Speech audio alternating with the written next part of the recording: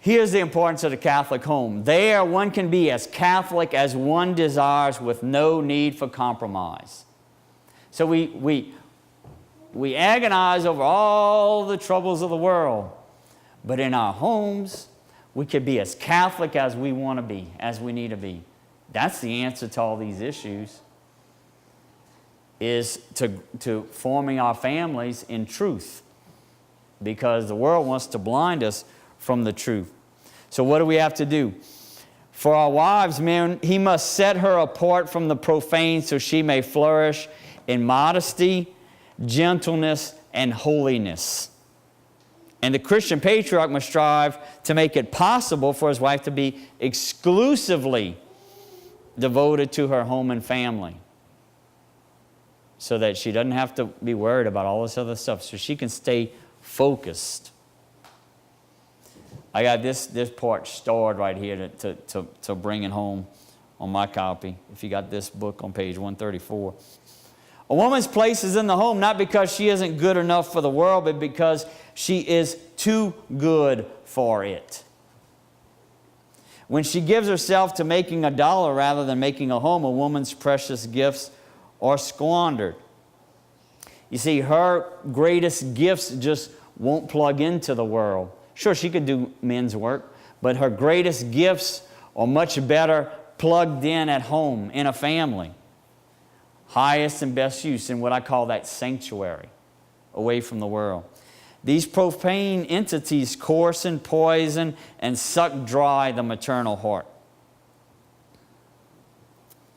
And as now Saint John Paul II, he says, for as His Holiness John Paul II often reiterated, motherhood remains the woman's eternal vocation. It's motherhood. This is John Paul II. This is not St. Paul. This isn't Constantine. This isn't Bellarmine. John Paul II, just a decade or so ago. Okay, so no, it's not the Dark Ages. It's today.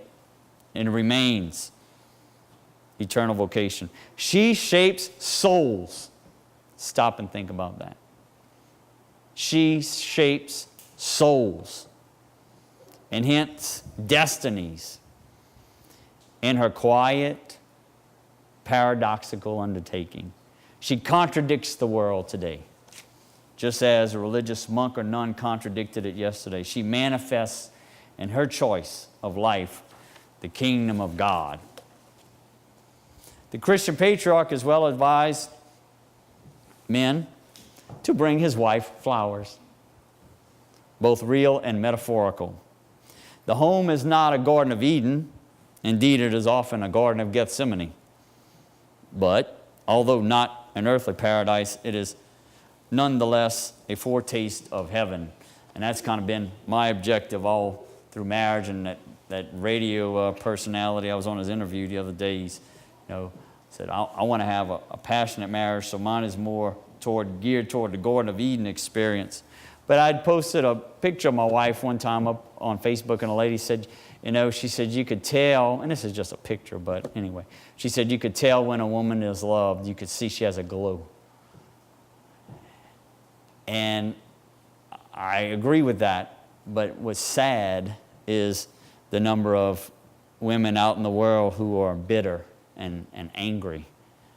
It's like they're not loved. So this is a big part of our orientation, men.